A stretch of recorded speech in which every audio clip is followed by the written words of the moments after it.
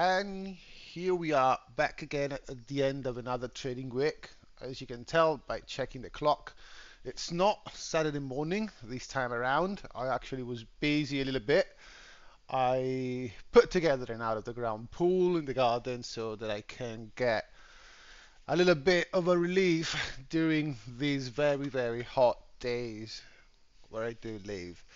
It took out a little bit of a time, but anyway, this week I wasn't so focused on markets, the 4th of July week, holidays and whatnot.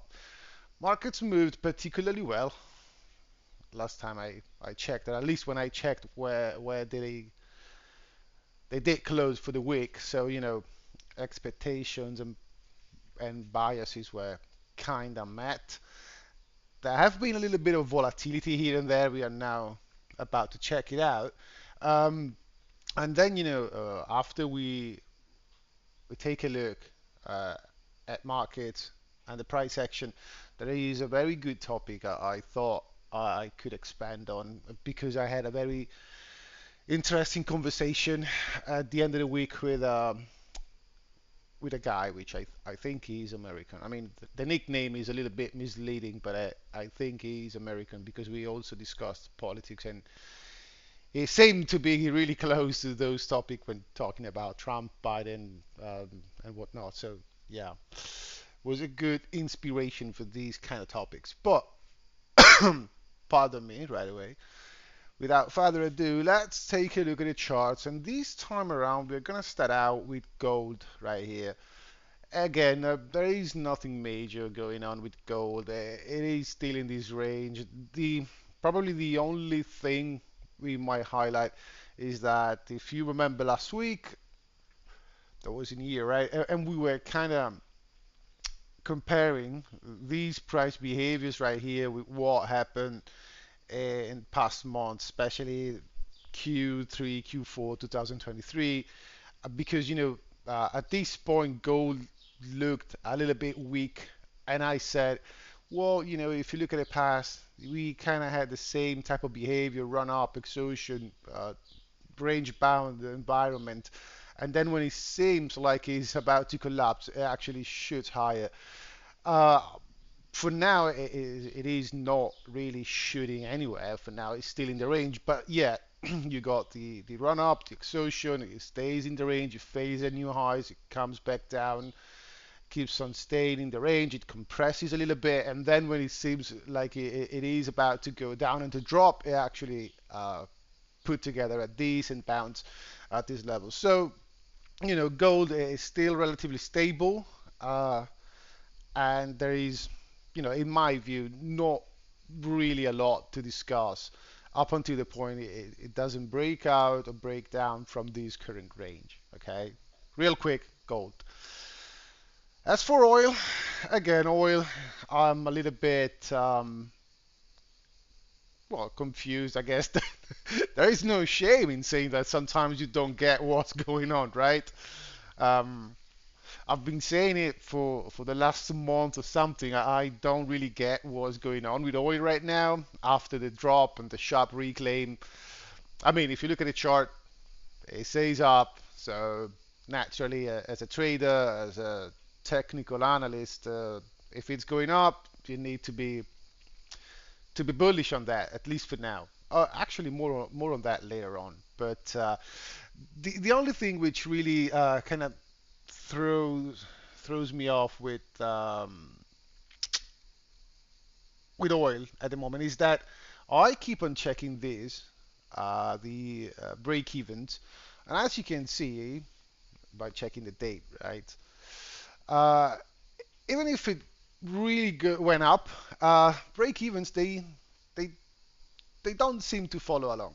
Okay, and this is usually a leading indicator in oil because it basically reflects the inflation expectations going ahead. And this is not really breaking out from these highs at the current moment in time. So I don't know. I mean, it might be that you might have a spike in oil for now, and it might be driven by geopolitical type of reasons. but the market is not pricing in future inflation to come because they might think, yeah, at this point, if you hit the global economy with another spike in energy prices, it might not be able to sustain that, and therefore, although we might have a temporary spike in inflation, maybe the end result would be disinflation because people are tapped out and they cannot sustain higher prices, so they're gonna pull back, and if demand is not catching up, price will have to readjust lower. But as I said in the beginning, right now I don't have a clear opinion on oil. I was bearish, it went bearish, then it reclaimed everything and it took it all back. So right now I'm a little bit on my feet. Let's put it this way with oil. I'm just observing what's gonna happen, and I'm not an oil trader, so I follow it for just for knowledge. But it's interesting because it always implies a lot of different stuff. The price of oil actually factors in different factors all across the globe. So it is a market that I usually follow. Okay, at least on this type of a daily type of chart or at the end of every week. Plus, you got the radio, the TV, and the news every time they're talking about oil. So, it's something which really impacts life for all ordinary people. So it is something I like to track from time to time. Let's move to BTC, good old Bitcoin. And yeah, we had that breakdown. It actually had a little bit of a bounce before actually going down. Last week we went in here, we just breached the support right in here, and we were kind of saying, it might be these act as support resistance flip, and you could even be short from here, not expecting a reclaim of this overall area. He had to pop a little bit. So, considering that idea, you might say, yeah, so that's the first thing you think, and therefore the market comes back, punishes you, it shakes you out, and then it goes right down where you anticipated. Yeah, it can happen. Plus, you had this little bit of price inefficiency right in here, which has been rebalanced. We reacted to the point of release, which broke this structure, this fractal right in here, and then it finally went down. Now, of course, this is the CME future chart, and now it's closed, it's not moving. But I usually reference these, although for a lot of different type of strategies, especially if you use indicators on a larger time frame, this chart specifically, it might not have enough price history to compare sample sizes and behaviors, and all the good quantitative analysis you want to throw at it. But if you want to check spot, for spot I usually use Binance, to be honest. I'm not so much into crypto these days, so I don't know if this is the current highest volume type of exchange, but I guess it's one of the oldest and it's one of the most popular. So I'll keep on checking this one. There are a few drawings here and there. So basically, we failed at new highs and then we had to come back lower, seeking out the liquidity at lower levels. One thing is interesting. Do you remember I said the other week you could start to consider these whole structure fucked when we actually break below the May lows, previous monthly lows. And I also said, yeah, people will tell you that that is the confirmation that you want to wait for in order to be short. But I also said, sometimes people actually go short when you see a major swing being breached, and that's what you get. It actually violates it, right? But then you start to have the stitch up. The market comes back up after breaching through the lows. Now, depending on your disposition, you might also see it as a swing failure pattern, right? So, I mean, if you want to be massively bullish, you might say this is just a fake out, it was a bear trap, and now from here we are gonna reclaim the most recent highs in here. Oh, why is yellow this one? Black.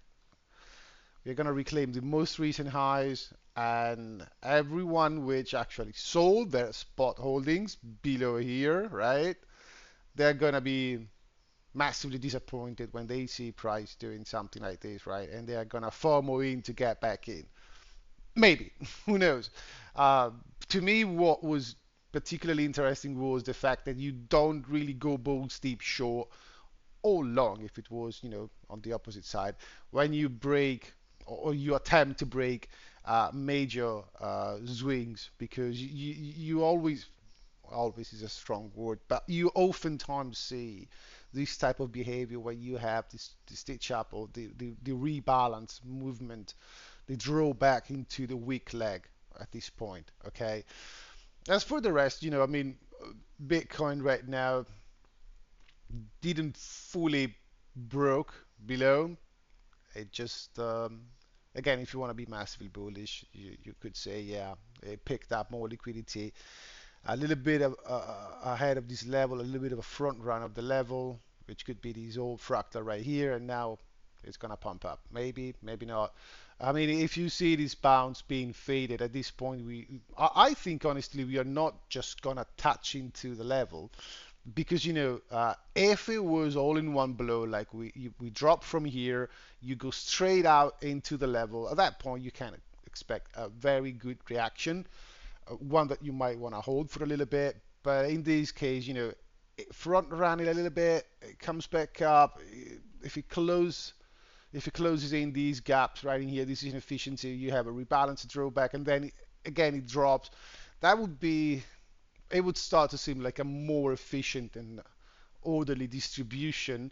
And considering, the structure above and the time that was spent in here, the amount of liquidity which has been built up, I honestly think this is not enough to sustain it. If you really want to go down, it would start to crack it, and at that point, I guess mid 40s, mid 40s should be the next target. But again, markets are closed now, so I guess we are gonna have to wait and see till Monday at this point. Let's have a look at currencies and surprise a little bit, I'd say, right?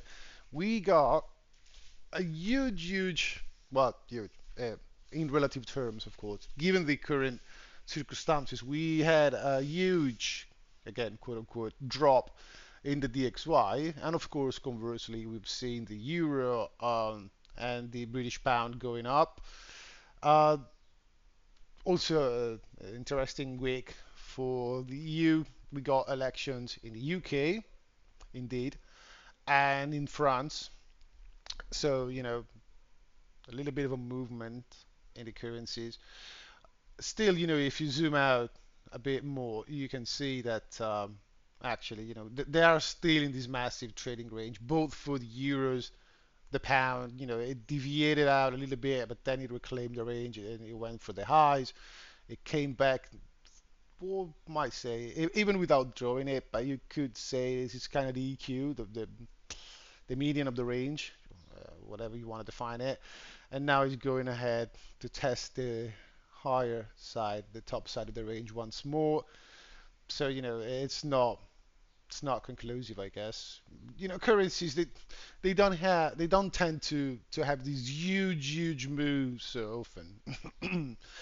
They oftentimes just stay in macro ranges, which is what you expect from currencies, right? Because at the end of the day, every single government will try to keep the currency as stable as it possibly can, um, compared to the others, just to facilitate global trades. So there is nothing really definitive in here. The dollar is still touched on the top side of the range, the macro range, which is going on for a lot of time now. All 2023, it's more than 1 year and a half at this point. Mention, honorable mention for the yen, as usual. There was a point throughout this week where it was really looking like this is going to go. We breached briefly through the 161 level, almost 162 actually, And then, during the last 2 days of the trading week, this is actually retracing and pulling back a little bit. Now, when I remember when the market, I'm talking about USD JPY here, of course, ignore the others for a moment. Uh, when it was breaching through, people were going crazy, and everyone was starting to talk about the collapse of the currency, and they were linking the whole yen behavior to what was happening in the U.S. Treasury markets.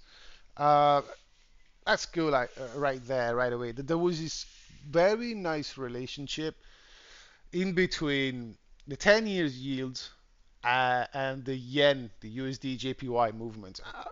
As you can see, I mean, it was especially coming off last Friday, Monday, and Tuesday. The first part of the week was particularly correlated, as you can see in here.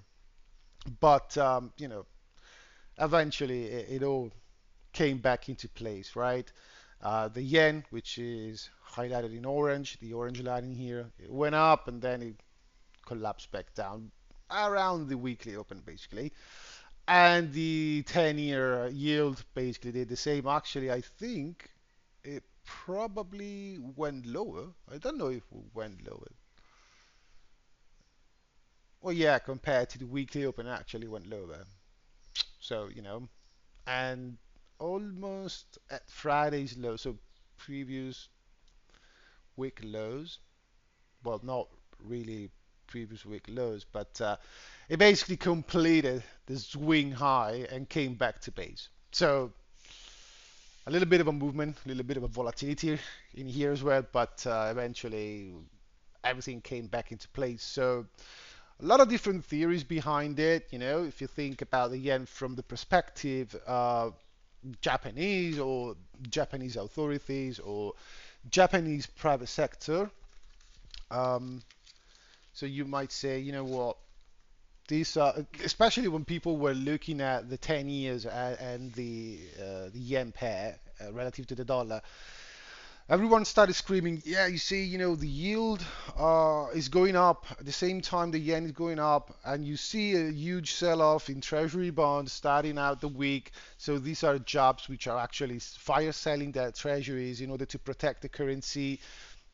Yeah, it might be, but at the end of the day, everything came back into play. And moreover, I'd say if they were really doing it right at that time, and if you see a 10-year yield going up, 10-year treasury is going down, but the yen for the first part of the week, while this was happening, was still going up. So, I thought if this is true, if they're really selling off treasuries to then, acquire the dollars they need to then sell the dollars in the open market and buying back the yens to sustain the yen against the US dollar, why you had Monday, Tuesday, Wednesday, and part of Thursday with the yen, the USD JPY actually keep on going higher. So it didn't make a lot of sense to me. Um, and I don't think it was really some or officials or ministry or whatever you or central bank authorities doing some open market operation. You might say then it was the private sector because as we do know, I mean even the private sector, if when you think about big corporations, they do have reserves, right? And I don't know if you did check, but although the currency is fucked, as I always say, but the Nikkei is actually performing very well for the year. And if you check a few of the mega corp in Japan, like I don't know, maybe your usual Sony, Panasonic, um, Toyota, Mitsubishi, who knows? But there are big tech companies in Japan, and you check their earnings. Well, their earnings were actually good. Now you might say, of course, because they started after a long, long time to have a little bit of inflation. So of course, nominally the earnings went up. Yeah, it could be, but it could also be that the yen went down in value so much that now is advantageous for other countries to buy stuff in Japan because it's cheaper for them to buy there. which by the way, this is putting a lot of pressure on China because basically those are two competitors when it comes down to exports in the area, right? And if the yen is weakening a lot, it's actually enticing people in buying stuff which are produced in Japan rather than China. Although, it's not to say that the Chinese yuan is seeing his best days against the dollar, right? But it could be another factor. So the private sector might see the yen breaching through.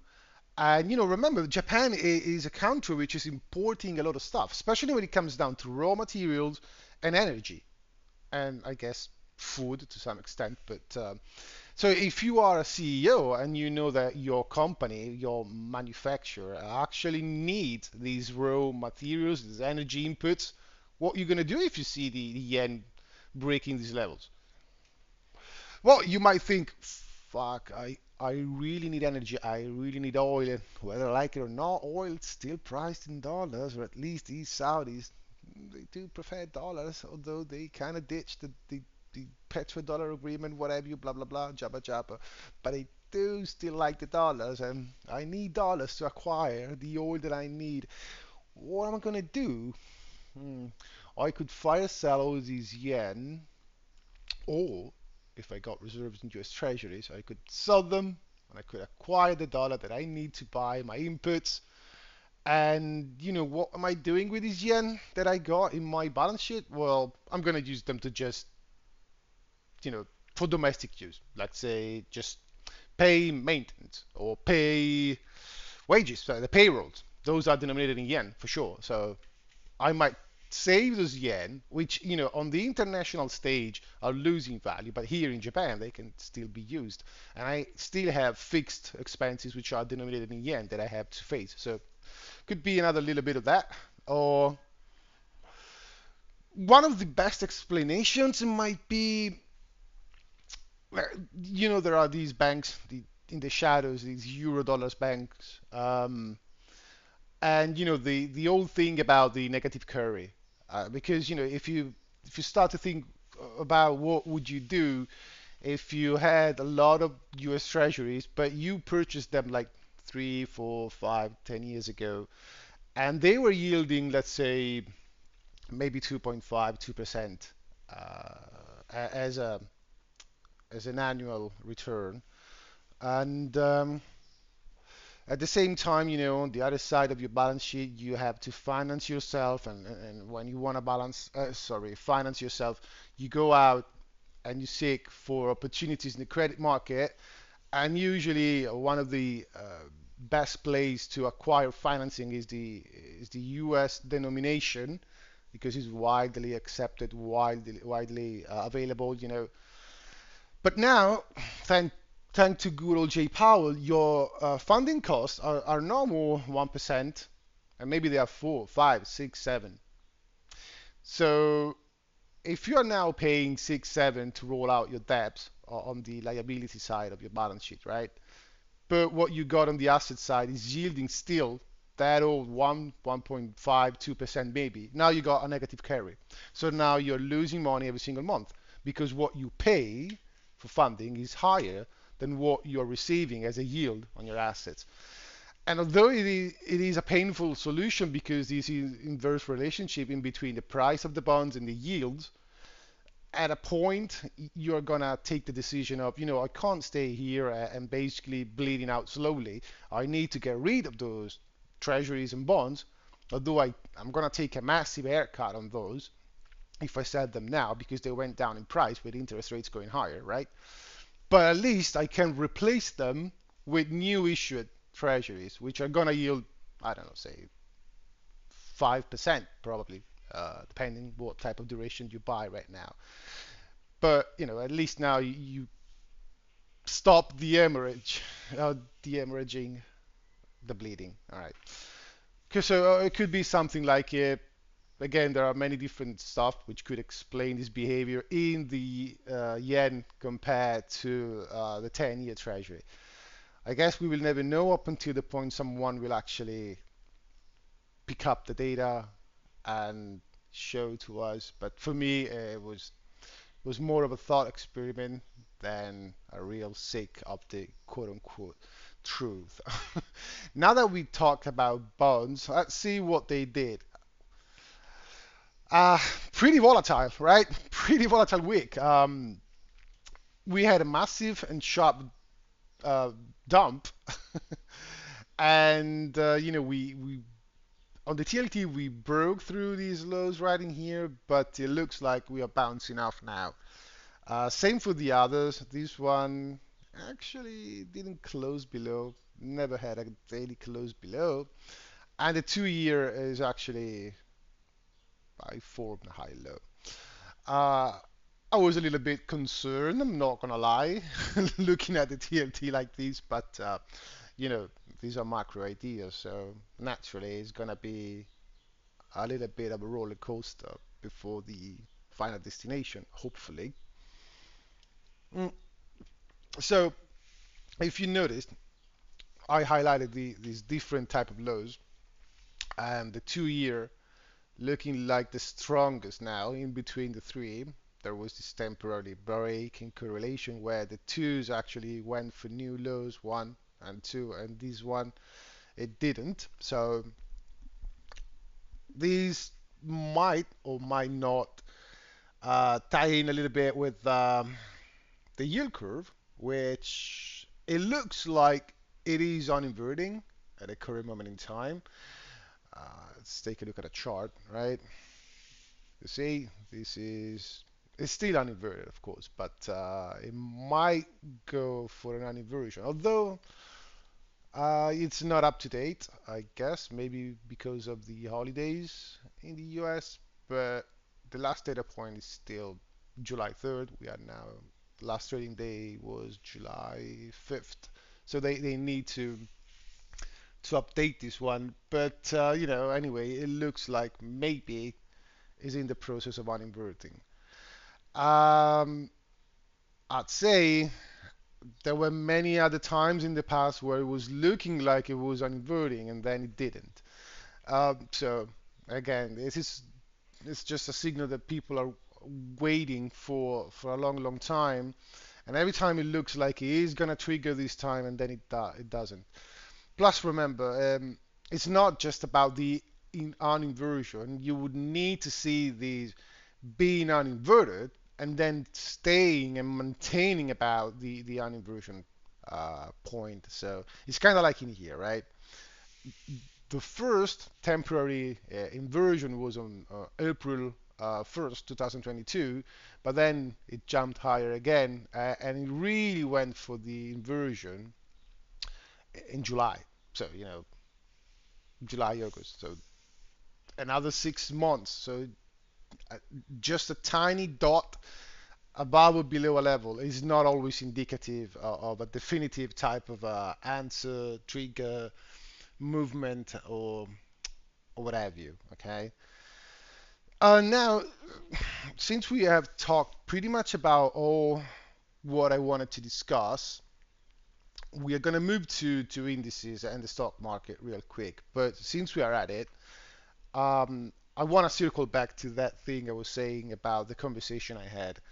Uh, we like to talk about macro a lot, like the yield curve, like what's going on with shadow banking, shadow banks, and what have you, because it's definitely interesting, and still it is something that, in my opinion, it should be part of your common educational baggage.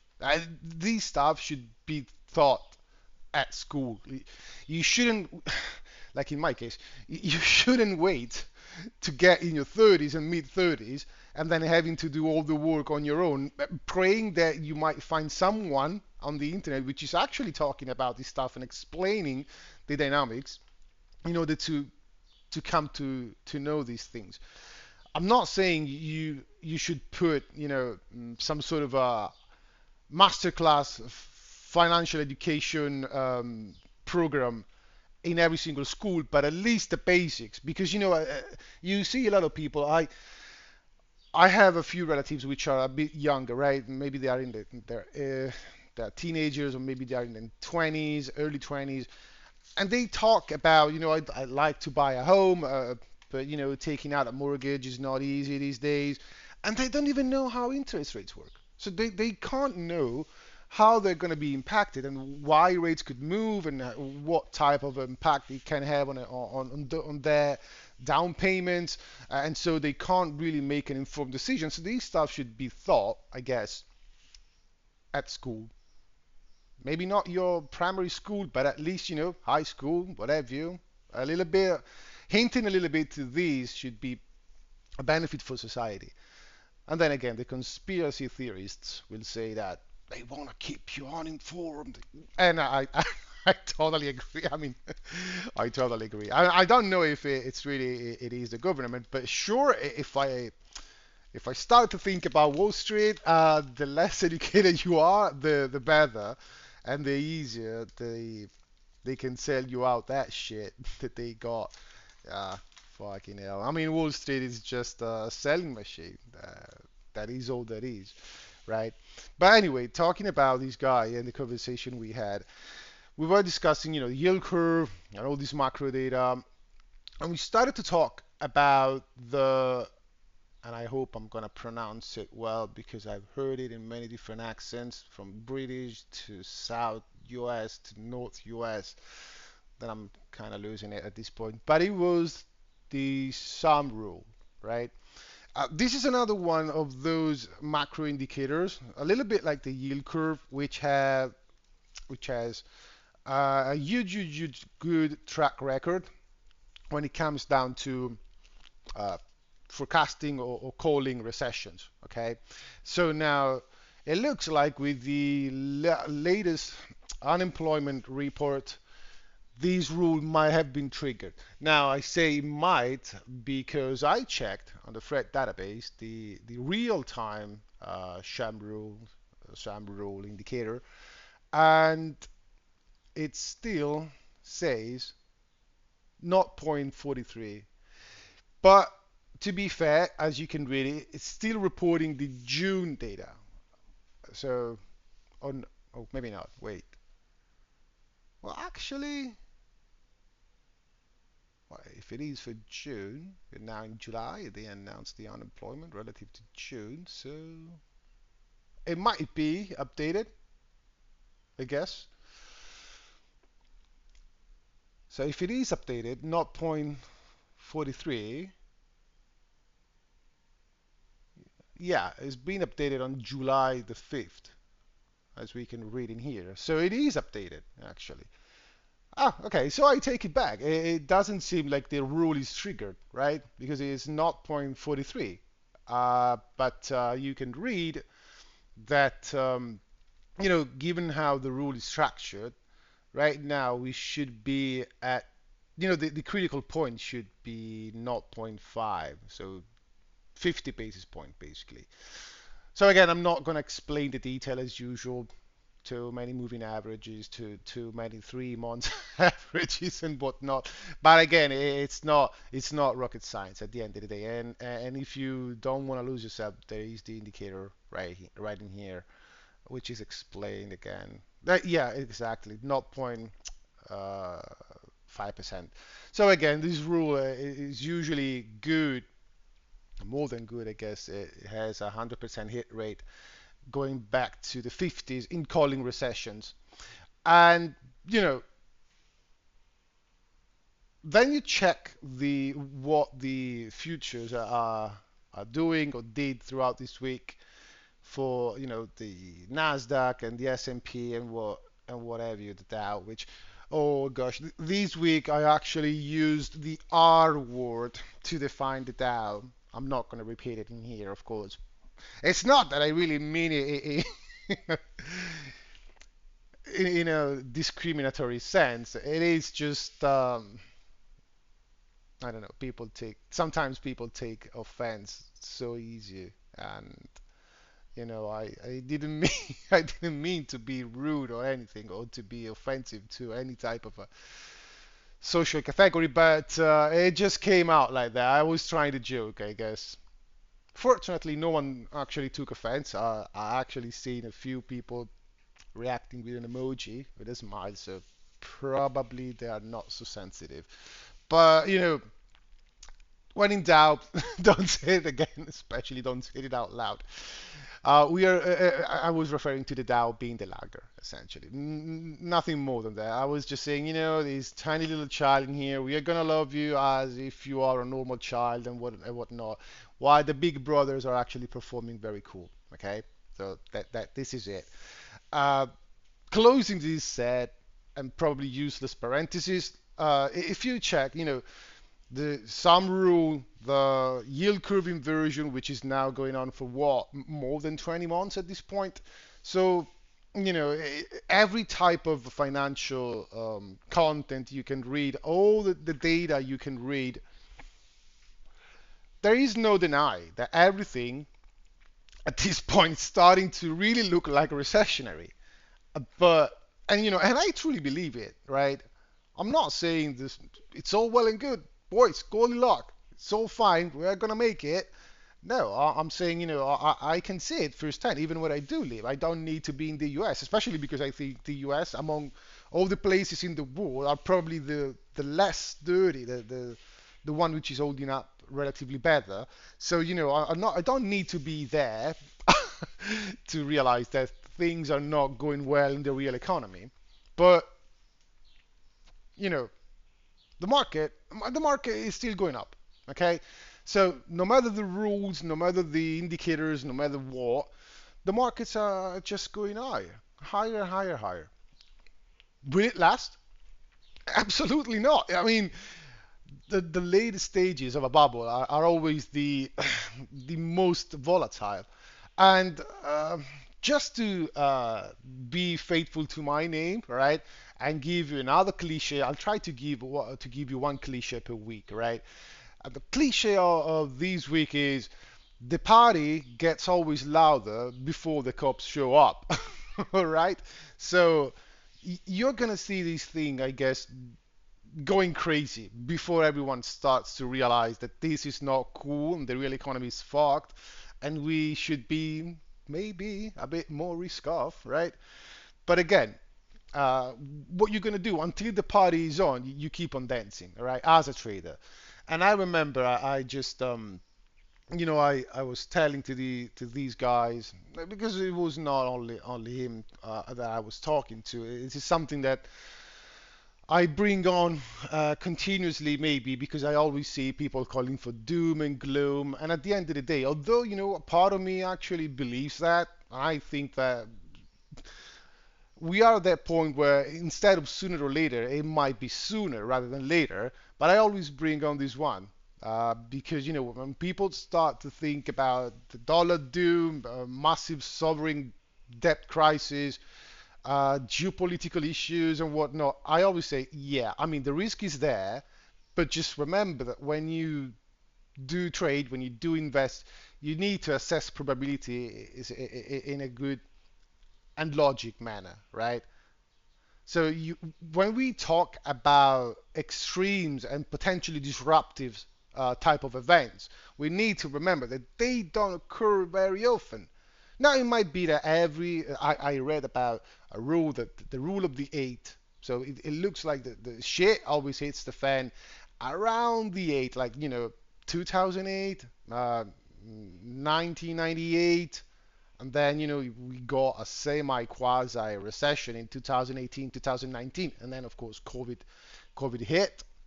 Um, so, it might be standing to that rule that we are going to be fine up until 2027, maybe, or who knows?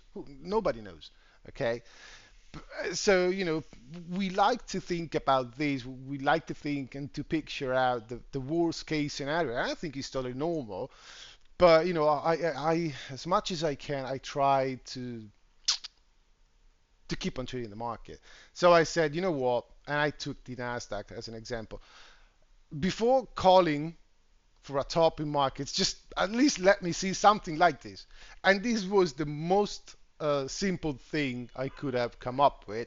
Just, the market breaking the structure, breaking the moving average, it is supporting now, retesting it, and, presumably retest the type of structure that was made before breaking down, and then going down, breaking another moving average, and then being rejected and keeping on going down. And I was like, if you wait for something like this, okay, will you give back 3, 4, 5, maybe even 6, 7% of the gains you had compared to the beginning of the year, or maybe you've been invested in the asset for 2, 3, 4 years or whatever you? Yeah, absolutely. But that is in the nature of, you know, I would say it is in the nature of every type of trend following type of strategy. You need to realize that the trend is over, and it's not that you can clap your fingers and the trend is over. So it's natural that during that transition phase, before it is confirmed, you're gonna lose a little bit. You're gonna give back a little bit. But the alternatives are being, and again, abusive language alert, but a little bit of a pussy and getting out just because, or you know, don't even participate. And honesty, Cole, I didn't participate. I actually picked the bonds because, as I said, a good number of reasons. I didn't want to be exposed. Now it's easy for me now, and it's easy for everyone else to say, yeah. And we do remember that you were actually calling for a major retracement in the S&P, and then it would have skyrocketed higher, but you didn't buy. Yeah, it is exactly that. Yeah. So what are you gonna do? I mean, we all make mistakes, and then in hindsight, we look back and we said, "Fuck, I should have bought. I should have got out earlier. Shouldn't have bought. You name it. I guess the life of a trader, as a life of investor, most likely, is a full-on wall of regrets more often than not, because you're not gonna make everything perfect every single time. So it's just the way it is. You have to live with it, deal with it. It's just the way it is. Um, because you can't time the market, and you can be smarter than the market. You can be quicker than the market. So you can try, um, and because of survivorship bias, you will always remember of those which actually made it. But the failures don't go in the history books, so you're not going to read about them. So be careful, right? Last chart.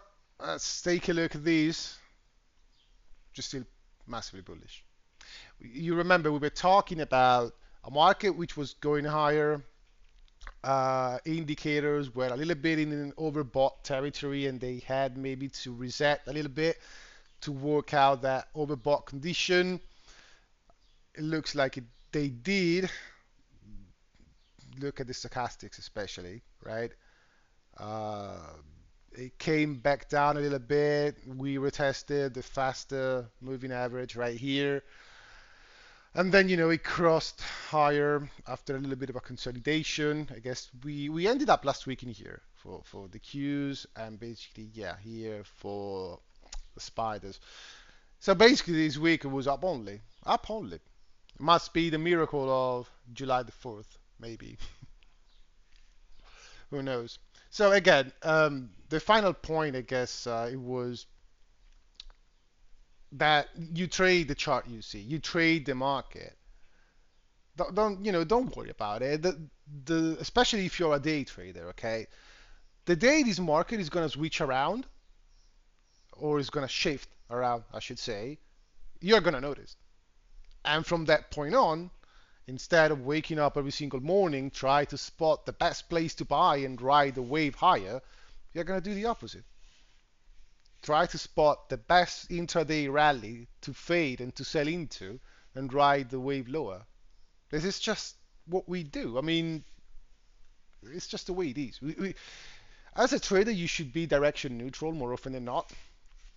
It is different if you are an investor, of course, but you know, you trade the market you have, and quoting Shapiro a little bit, the market just doesn't go down because you want to or because you need it to. It's just the way the market is going to do whatever the fuck he wants to do, all right? And you need to trade it accordingly. So sure, of course, all these talks about risks, they are important to be made. Absolutely, don't get me wrong. It is very, very important to be aware of the risks, to kind of be aware of the part of the cycle we are in right now, referring to the business cycle.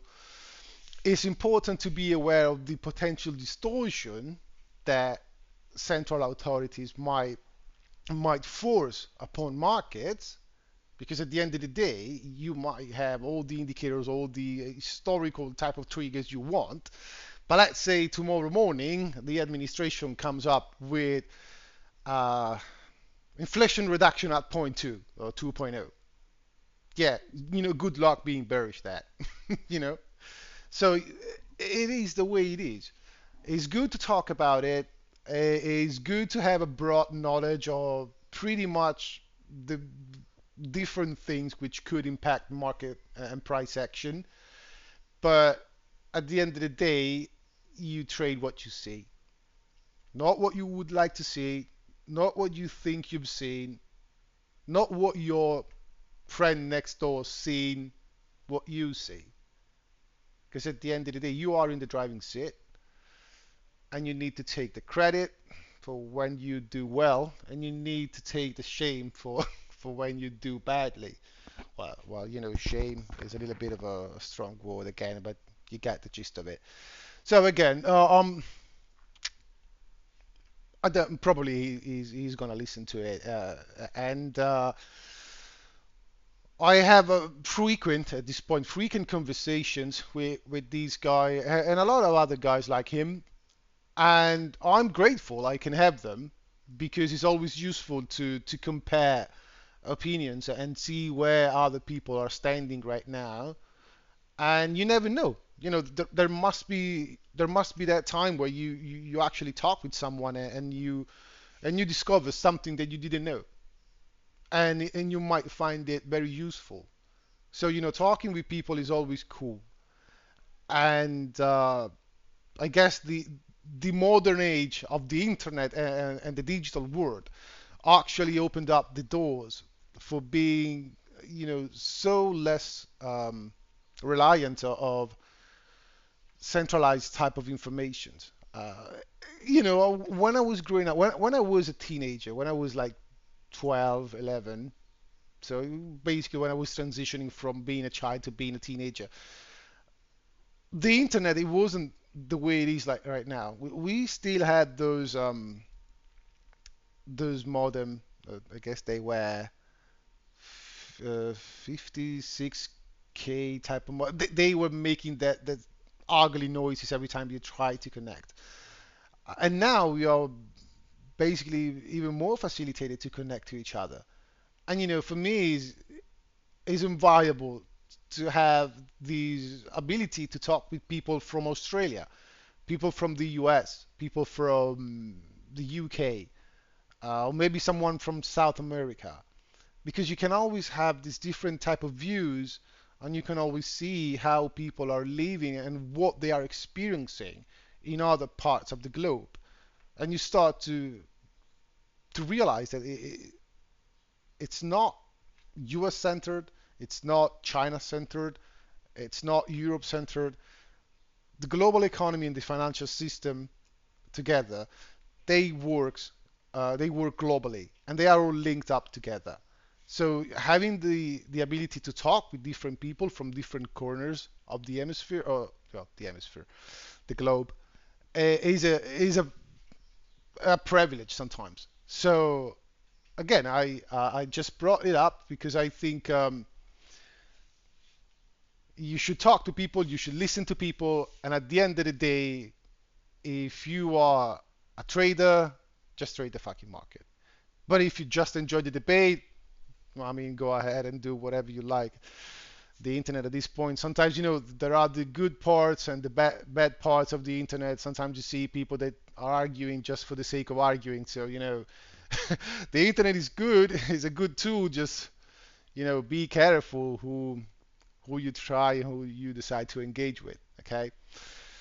So again, huge shout out to all these guys which are bringing on so many valuable opinions and comments.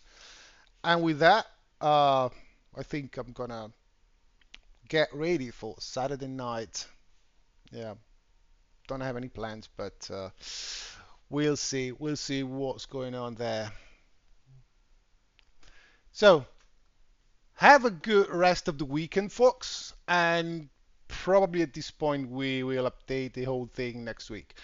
A little bit of housekeeping at the end. I think, although this pseudo channel I got has never meant to be something to go public and actually seek an audience, but just for the sake of it, since I started, I'll see how long I can keep it up. But since I started this weekly roundup, I might publish the previous, I guess they were two, maybe three videos, just for reference. So just in case someone stumble upon one of these, might have the chance to refer back to the previous and see what the fuck I'm talking about. But other than that, don't expect me to answer any comment. For real, it's not that I don't have the time. I just don't want to because I don't want to get stuck in a lot of different comments, which I might be pessimistic, but I guess for the most part they're gonna be like, "You don't get it. You are full of shit. What the fuck are you talking about?" You know what? So no, I'm not. I'm not gonna take that. I'm not gonna commit that time. But for all the good people, if you have an hour to kill every weekend, I'll see if I can keep it up at least throughout the summer, and then I'll see what to do. So peace. Kneel out.